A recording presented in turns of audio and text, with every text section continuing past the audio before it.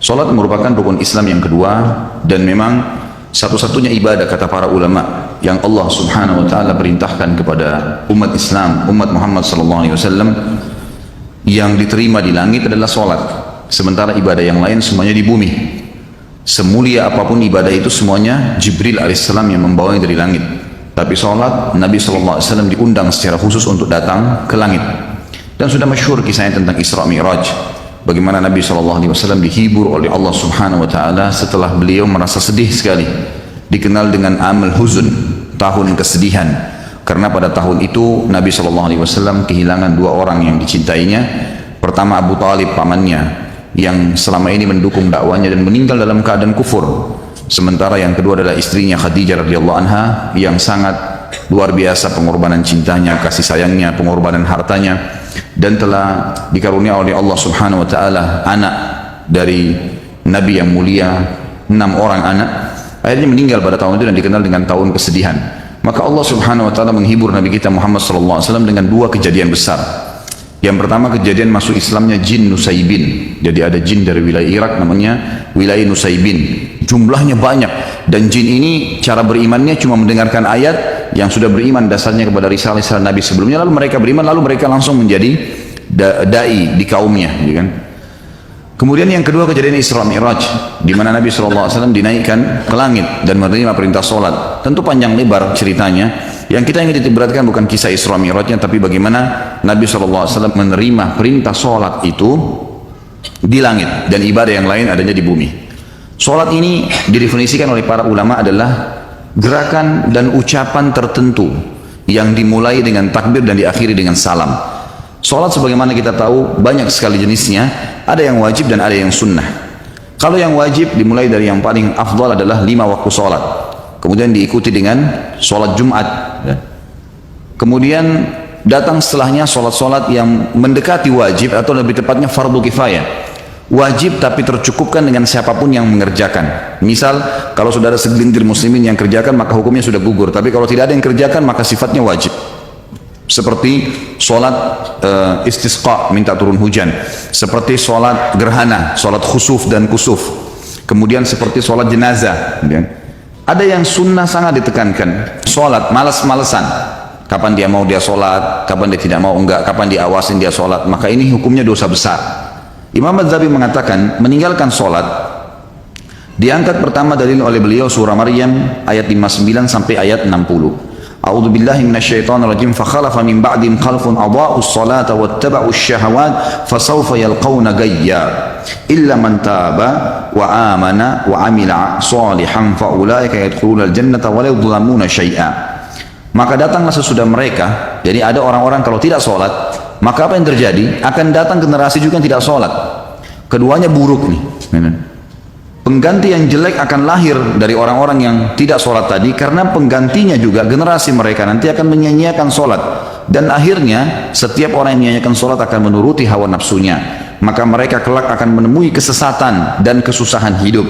Kecuali orang yang sempat taubat, lalu beriman kepada Allah, lalu beramal saleh, maka mereka lah orang-orang yang nanti kalau meninggal akan masuk ke dalam surga dan mereka tidak dizalimi sedikit pun.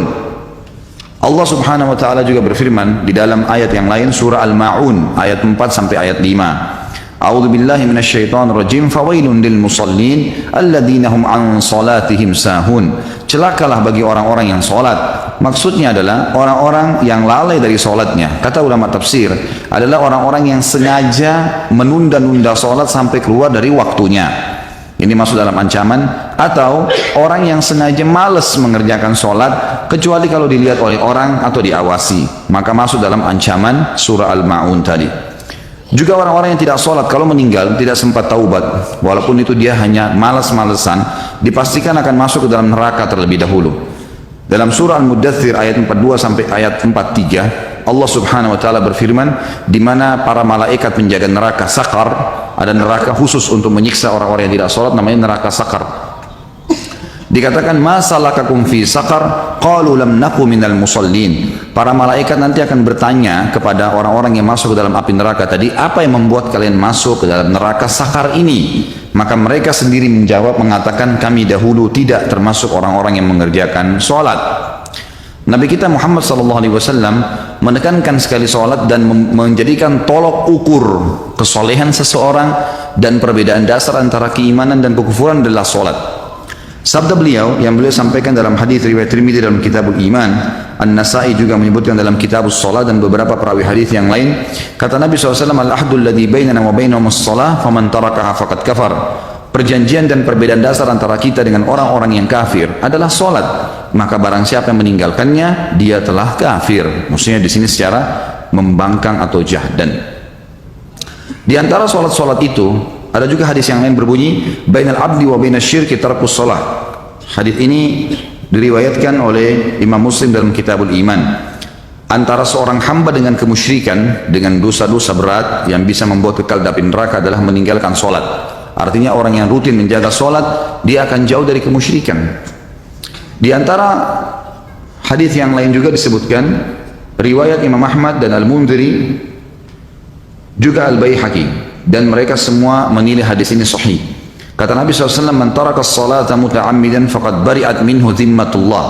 Barang siapa yang meninggalkan sholat secara sengaja, maka sungguh dia telah mencabut jaminan Allah dari dirinya. Atau dalam makna lain, sungguh jaminan Allah agar dia bisa mendapatkan rezeki pada hari itu, selamat pada saat dia meninggal masuk ke dalam surga, tercabut karena tidak sholat lagi.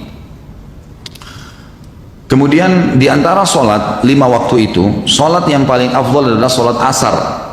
Sebagaimana Allah Subhanahu wa taala menyebutkan dalam Al-Qur'an, a'udzu billahi minasyaitonir rajim, hafidhu 'alas salawati was salatil wusta wa qumu lillahi qanitin. Jagalah selalu salat-salat kalian, terutama yang diwajibkan, terutama ya, lagi ditekankan lagi salat yang pertengahan. Kata ulama pertengahan adalah asar, yang lebih kuat pendapat adalah asar karena waktu pagi itu dihitung subuh dan duhur, dan waktu petang dihitung maghrib dan isya, maka asar berada di tengah-tengah. Juga ada hadis Nabi SAW, hadis ini diriwayatkan oleh Imam Bukhari dalam kitab Manaqibus Shalah. Kata Nabi SAW, man fatathu salatul asri habita amalu. Barang siapa yang luput melaksanakan sholat asar, maka dalam bentuk pengingkarannya, memang dia tidak mau sama sekali mengerjakannya, maka amal ibadahnya yang lain akan dihapus atau gugur, akan menggugurkan semua ibadah dia yang lain. Kemudian saya ingin titik beratkan di sini kepada teman-teman, masalah sholat ada juga hal-hal yang ingin saya tambahkan yang harus diperhatikan. Seperti misalnya usahakan selalu sholat di awal waktu, maksimalkan itu. Jadi usahakan dijadwalkan, ya. Lebih penting, bahkan dijadikan sebagai momen lebih penting daripada makan pada saat kita lapar, yaitu dengarkan azan sudah ada di masjid, terutama bagi laki-laki. Bagi perempuan sudah standby tentu di sejadahnya. Kalau di masjid-masjid, kalau musala kantor, kalau rumah dia di rumah, ya dia di rumahnya, gitu kan. Maka harus maksimal, usahakan azan, tidak ada aktivitas yang lain. Para sahabat Nabi Ridwanullahi alaihim kalau sudah mendengarkan azan, mereka berhenti dari segala aktivitas, tidak ada lain yang dikerjakan, mereka langsung menuju ke sholat karena itu panggilan dari Allah. Hadis Bukhari berbunyi, Nabi SAW mengatakan, pada saat ditanya amal apa yang paling Allah cintai, maka beliau mengatakan as-salatu ala waktiha, sholat di awal waktunya. Kemudian hadis yang lain juga, dan saya sarankan teman-teman lakukan walaupun sekali seumur hidup nih. Kata Nabi SAW, siapa yang selama 40 hari tidak ketinggalan takbiratul ihram imam, maka dijamin baginya selamat dari sifat kemunafikan. Insya Allah tidak akan pernah dusta seumur hidup, tidak akan pernah memungkiri janji, dan tidak akan pernah juga dia mengkhianati amanah. Yang kedua teman-teman sekalian, usahakan dalam sholat menghadirkan kekhusyuan, konsentrasi. Khusyuk ini wajib, namanya tumanina, ketenangan dalam sholat. Dimulai dari tenangnya seseorang mengucapkan bacaan, gerakan, melakukan gerakan, jadi Allahu Akbar dengan tenang. Lalu kemudian mulai dari membaca iftitah, dia menikmatin bacaannya, nikmatin kalimatnya, karena per hurufnya, kata ulama, apa yang diucapkan dalam sholat dan pergerakannya ada nilai pahalanya. Jadi pertama usahakan awal waktu, gitu kan? Dan dari 5 waktu sholat ini usahakan 5 waktu sholat semuanya tidak kehilangan, terutama subuh. Subuh itu terutama. Biar tidurnya begadang, bunyiin beker, taruh dekat kuping, gitu kan? Harus saya bangun, gitu kan? Ya, jangan sampai kehilangan. Karena kata Nabi SAW, siapa yang sholat subuh, khusus subuh disebutkan, berjamaah di masjid, dia akan dibawa naungan Allah sampai subuh besok. Nggak akan celaka, nggak akan diganggu orang, dan seterusnya, gitu kan? Nggak akan diganggu oleh syaitan, gitu kan? Akan dilindungi, dalam hadisnya dikatakan akan dilindungi dari segala keburukan termasuk syaitan. Yang kedua tadi saya sudah bilang, bagaimana seseorang itu konsentrasi dan khusyuk, gitu kan? Yang ketiga, melakukan gerakan sholat secara khusus. Kita bahas masalah gerakan sholat sesuai dengan ajaran Nabi SAW. Jadi jangan sampai gerakan sholatnya salah.